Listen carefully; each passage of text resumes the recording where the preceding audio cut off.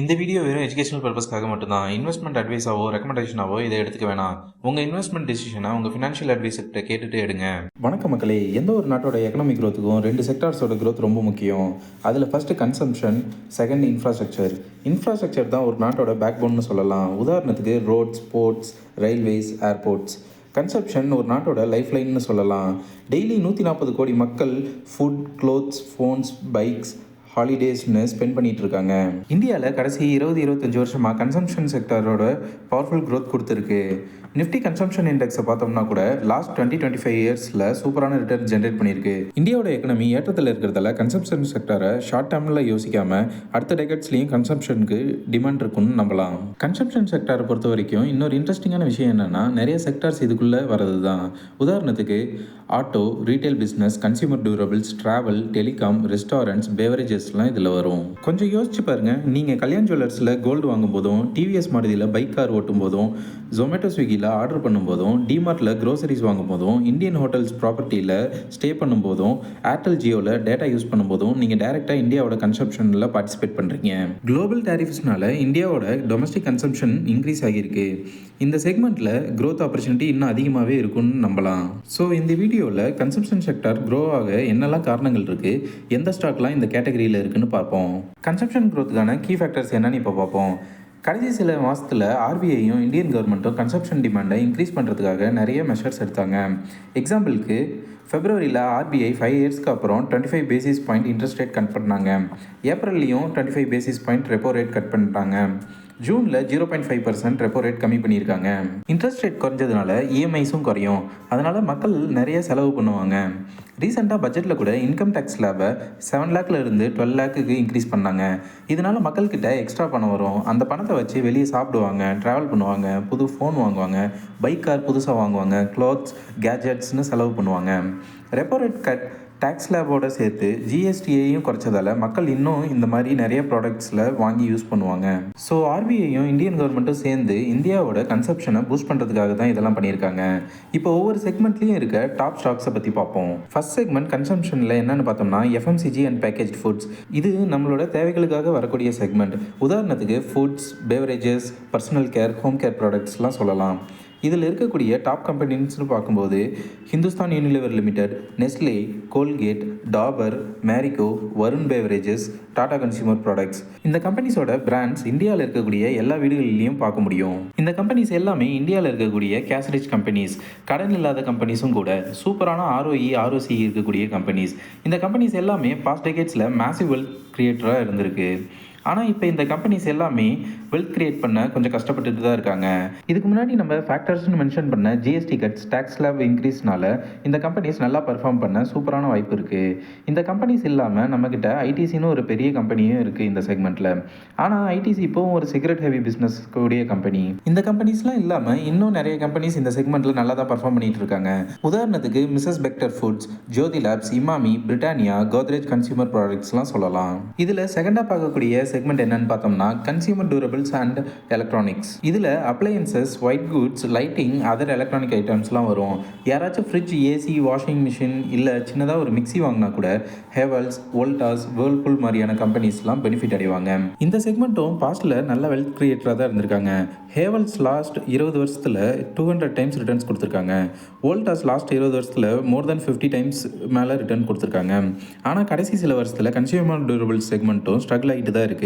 Consumer குட்ஸ்க்கு 28% இருந்து 18% GST cut பண்ணியிருக்கிறதால இந்த segment இருக்கக்கூடிய கம்பெனிஸ்லாம் நல்லா பர்ஃபார்ம் பண்ண ஹை சான்ஸ் இருக்குது. இந்த செக்மெண்ட்டில் சில எலக்ட்ரானிக்ஸ் கம்பெனிஸும் இருக்குது. எக்ஸாம்பிளுக்கு Dixon technologies, Amber enterprises, PG எலக்ட்ரோபிளாஸ்ட்.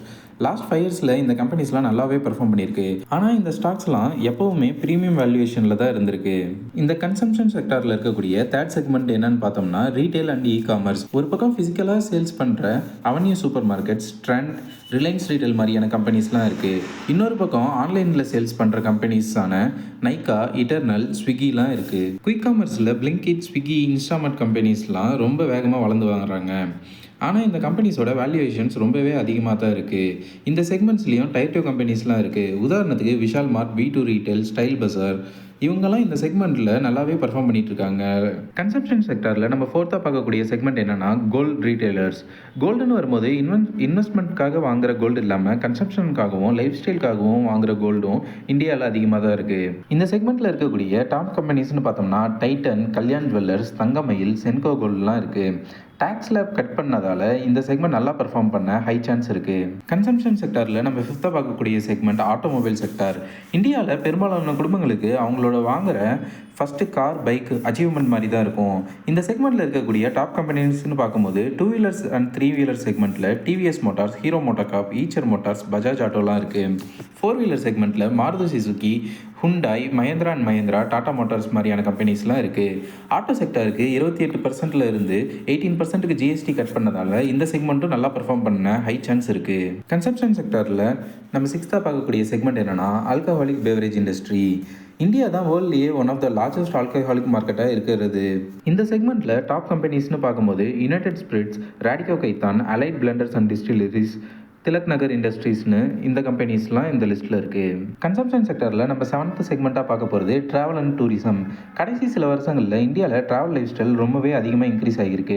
இந்த செக்மெண்ட்டில் இருக்கக்கூடிய டாப் கம்பெனிஸ்னு பார்க்கும்போது லார்ஜஸ்ட் ஏர்லைன்ஸ் மார்க்கெட் இந்தியாவில் இருக்கக்கூடிய இண்டிகோ இந்த லிஸ்ட்டில் இருக்குது. ஹாஸ்பிட்டாலிட்டி கம்பெனிஸ்னு வரும்போது Indian hotels, EAH limited, Chalet hotels, ITC hotels, lemon tree ஹோட்டல்ஸ்லாம் இந்த லிஸ்ட்டில் இருக்குது. கன்சம்ஷன் செக்டரில் நம்ம 8th பார்க்கக்கூடிய செக்மெண்ட் என்னன்னா குயிக் சர்வீஸ் ரெஸ்டாரண்ட்ஸ். இந்த செக்மெண்ட்டில் இருக்கக்கூடிய டாப் கம்பெனிஸ்னு பார்க்கும்போது ஜூபிலண்ட் ஃபுட்ஸ். இவங்க டாமினோஸ்ங்கிற பிராண்டோட ஃப்ரான்ச்சைஸ் ஓனர் இந்தியாவுக்கு.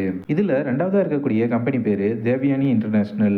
இவங்ககிட்ட KFC, பிஸா ஹட்டோட ஃப்ரான்ச்சைஸ் ஓனர்ஷிப் இவங்ககிட்ட இருக்குது. 2010 2020 வரை பெரிய growth இருந்துச்சு இந்த செக்மெண்ட்டில். ஸ்விக்கி, ஜொமேட்டோவில் இருக்கக்கூடிய நிறைய கிளவுட் கிச்சனால் இந்த செக்மெண்ட்ஸுக்கு ரெவன்யூ லாஸ் வரதுக்கு நிறையவே சான்ஸ் இருக்குது. கன்சம்ஷன் செக்டாரில் இருக்கக்கூடிய 9th செக்மெண்ட் என்னன்னு பார்த்தோம்னா டேட்டா கன்சம்ஷன். உலகத்திலேயே இந்தியா தான் டேட்டா கன்சியூம் பண்ணுறதுல பெரிய நாடு. இதில் டாப் கம்பெனிஸ்னு பார்த்தோம்னா ஜியோ, பாரதி ஏர்டெல்னு 2 இருக்குது. இந்த 2 கம்பெனியையும் சேர்த்து கிட்டத்தட்ட 90 கோடி யூசர்ஸுக்கு மேலே டோவோபோலி ஸ்டேட்டஸில் இவங்க இருக்காங்க. டேட்டா ரேட் இன்க்ரீஸ் பண்ணுறது மூலிமா இவங்களால நிறைய ரெவன்யூ ஜென்ரேட் பண்ண முடியும். ஸோ இந்த செக்மெண்ட் growth தவிர்க்க முடியாததுன்னு நான் ஃபீல் பண்ணுறேன். கன்சம்ஷன் செக்மெண்ட்னு வரும்போது இதில் நிறைய கம்பெனிஸ் இருக்கிறதுனால 1-2 கம்பெனிஸை நம்மளால் சூஸ் பண்ண முடிகிறது கொஞ்சம் கஷ்டம்தான். RBI அண்ட் இந்தியன் கவர்மெண்ட் எடுத்துகிட்டு வந்த ரூல்ஸ்னால ஹோல் கன்சம்ஷன் மார்க்கெட்டே பெனிஃபிட் ஆவாங்க. இதில் நம்மளும் பார்ட்டிசிபேட் பண்ணுங்கிறது என்னோட கருத்து. இவ்வளோ ஸ்டாக்ஸ் இருக்குது, எதை சூஸ் பண்ணுறதுன்னு குழப்பமாக இருந்தால் கன்சம்ஷன் ஸ்பெசிஃபிக் மியூச்சுவல் ஃபண்ட்ஸ் கூட சூஸ் பண்ணலாம். கன்சம்ஷன் செக்மெண்ட்டில் இருக்கக்கூடிய நல்ல மியூச்சுவல் ஃபண்ட்னு பார்த்தா Mirae asset great consumer fund, HDFC non cyclical consumer fund, Nippon India consumption fund, இந்த 3 ஃபண்டும் இந்த செக்மெண்ட்டில் இருக்குது. இந்த வீடியோட ஓவரால் சம்மரின்னு பார்க்கும்போது கன்சம்ஷன் செக்டாருங்கிறது வெறும் ஜஸ்ட் இன்னொரு செக்டார் கிடையாது. இந்த செக்டார் தான் இந்தியாவோட ஹார்ட் பீட்னு கூட சொல்லலாம். இந்தியன் எக்கனாமி வளருதுன்னு சொன்னால் இந்தியன்ஸ் அதிகமாக செலவு பண்ணுறாங்கன்னு சொல்லலாம். கரெக்டான ஸ்டாக்ஸில் இன்வெஸ்ட் பண்ணுறது மூலிமா இந்தியன் எக்கனாமி வளர்ச்சியோடு சேர்ந்து நம்மளோட வெல்த்தையும் வளர்த்துக்கலாம். கன்சம்ஷன் செக்டார் நெக்ஸ்ட் 2-3 இயர்ஸ்க்கான இன்வெஸ்ட்மெண்ட் கிடையாது, லாங் டேர்ம்க்கான வெல்த் கிரியேட் பண்ணுறதுக்கான சான்ஸ் இதில் இருக்குது. இன்றைக்கி பேசின ஸ்டாக்ஸில் எந்த ஸ்டாக் உங்களோட பிக்னு கமெண்ட்டில் சொல்லுங்கள். Chairs guys. வீடியோ இன்ஃபர்மேட்டிவாக இருக்குன்னு ஃபீல் பண்ணிங்கன்னா இந்த வீடியோக்கு லைக் பண்ணிக்கோங்க. மறக்காமல் நம்ம சேனலுக்கு சப்ஸ்கிரைப் பண்ணிக்கோங்க. மறுபடியும் ஒரு அனாலிசிஸ் வீடியோவில் வந்து உங்களை மீட் பண்ணுறேன். அன்டில் தென் பை ஃப்ரம் பங்குச்சந்தை பட்டதாரி.